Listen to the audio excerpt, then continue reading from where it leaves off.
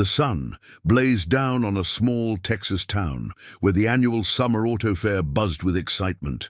Engines roared, music blared from loudspeakers, and proud car owners polished chrome until it gleamed. Among the crowd walked a teenage girl with her sleeves rolled up, grease smudged on her jeans, and curiosity gleaming in her eyes. Emma Harper wasn't here for the funnel cakes or games. She was there for the machines. She trailed behind her father, Rick Harper, a local mechanic who barely made ends meet, fixing tractors and pickup trucks for farmers. He didn't have much, but what he had, he poured into his daughter, especially his love for engines. Emma, just 16, could already dismantle a carburetor faster than most grown men in his shop. As they passed the classic muscle car exhibit, a loud voice boomed, "Hey, someone messed with my Mustang!" A crowd was gathering. A red '67 Shelby Mustang, pristine except for the fact that it wasn't starting, was drawing attention. The hood was up, and a flustered teenage boy named Kyle paced nervously. "It was working an hour ago, I swear," judges murmured, ready to disqualify the car from competition. Kyle's friends shifted uncomfortably, whispering. Emma tugged at her father's sleeve. "I think I can help." Rick hesitated. "Emma, this isn't our business." "But it's his ignition," she said, narrowing her eyes at the engine bay. "That sound, when it tried to turn over, it's not getting the right spark." Rick sighed. "You sure?" She nodded. "Let me try." Kyle scoffed when she approached. "What are you doing? Go play with dolls or something." The crowd chuckled and someone said, "She's a girl, dude, not a mechanic." Emma ignored them. "I just want to check your distributor cap. Give me 30 seconds. Kyle crossed his arms. "Fine, knock yourself out." Emma reached into her backpack and pulled out a small multi-tool and a work glove. She carefully checked the wires, then gently turned the rotor. Her hands moved fast, but with purpose. After adjusting the cap and tightening a loose plug wire, she closed the hood and turned to Kyle. "Try it now." He slid into the driver's seat skeptical, then turned the key. The engine roared to life with a perfect rumble. The crowd gasped. Several people clapped. Someone muttered, "No way, she actually fixed it." Emma just shrugged and stepped back. Kyle stared at her, stunned. "How'd you do that?" "You had a loose ignition wire, and your distributor was off by a couple degrees," she said calmly. "It happens. Next time, maybe don't assume someone doesn't know engines because of how they look." He looked embarrassed, but nodded. "Thanks. Seriously." As the crowd dispersed, a few people stayed behind, now whispering about Emma instead. An older man with a grey beard leaned in toward Rick. "That your daughter?" Rick nodded. "She's got a gift. I've seen grown men struggle with that same problem for hours." Emma overheard and smiled, but she didn't care for praise. She cared about engines, about the satisfying click of a solved problem. Later that day, as the event rolled on, word of Emma's quick fix spread. Some attendees gave her approving nods. Others avoided eye contact, maybe feeling sheepish about doubting her. But the biggest surprise was yet to come. Toward the end of the fair, as Emma was sitting on a bench, sipping lemonade and watching people admire their machines, an older woman in a blazer and sunglasses approached her. "You're the girl who fixed the Shelby Mustang, right?" she asked. Emma nodded cautiously. The woman smiled. "I'm Susan Maddox, retired engineer from the U.S. Navy. I run a scholarship program for girls in mechanics and aerospace. Would you mind if we talked?" Emma looked up, surprised. "Me?" Susan smiled wider. "Yes, you. You've got something rare, and I think you deserve a shot at something bigger."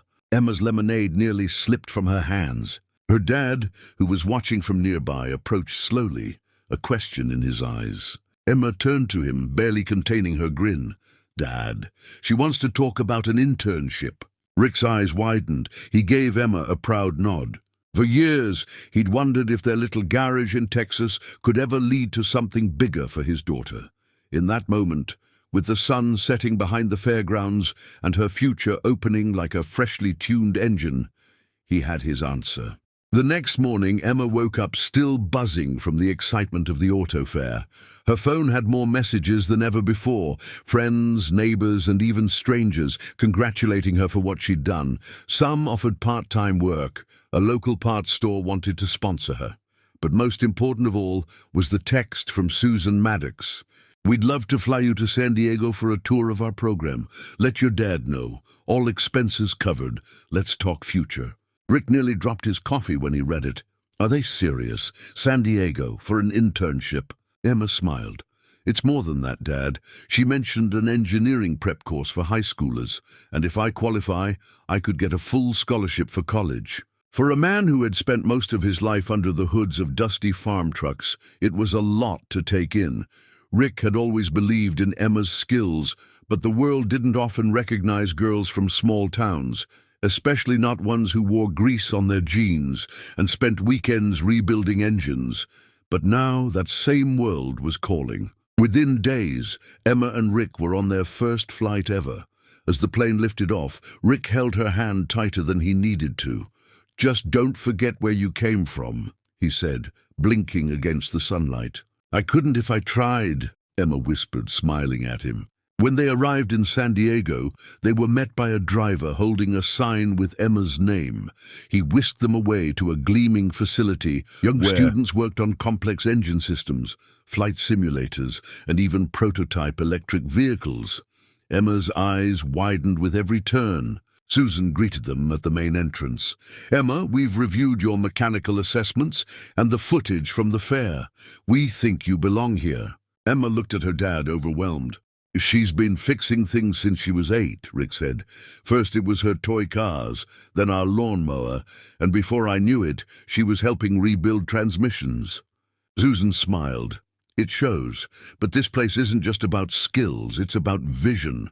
You've got a future far beyond car engines, Emma. We see aerospace, robotics, AI.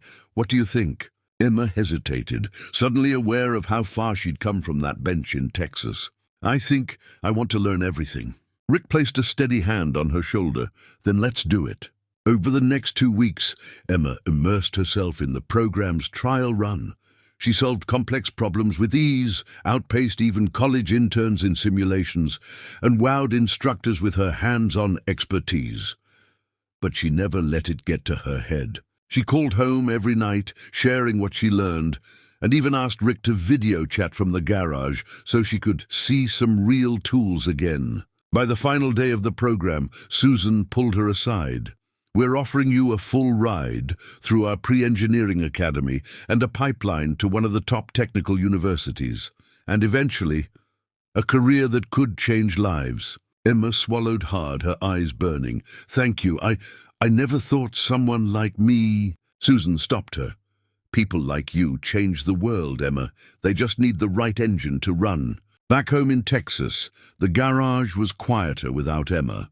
Rick had replaced her spot at the workbench with a framed photo of the two of them at the fair, both covered in grease, both smiling ear to ear. 3 months later, a package arrived. Inside was a brand new torque wrench engraved with the words, "For the girl who fixes what others call broken." A note followed. "Thanks for believing in me, Dad. I'm learning more than I ever imagined, and I promise I'll be back in the garage soon just with more to teach. Love, Emma." Rick set the wrench down gently, wiping a tear. She had found her place. And it all started with a single act of belief, a girl daring to fix what no one else could, and a world finally ready to listen.